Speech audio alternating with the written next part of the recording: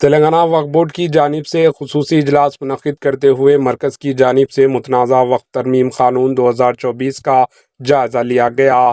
سید عظمت اللہ حسینی صدر نشین تلنگانہ اسٹیٹ وقف بورڈ کی صدارت میں حج ہاؤس نامپلی میں خصوصی اجلاس منعقد کرتے ہوئے جس میں مرکزی حکومت کے متنازع وقف ترمیم قانون 2024 کا جائزہ لیا گیا۔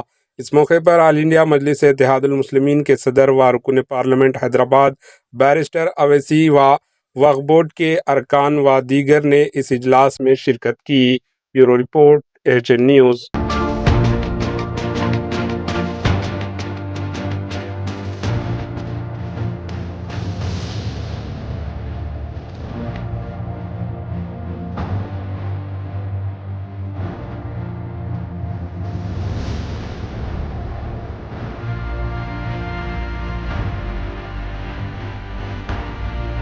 ہمارے AHN نیوز کو سبسکرائب کریے تاکہ آپ کو نوٹیفیکیشنز آتے رہیں وقت پر۔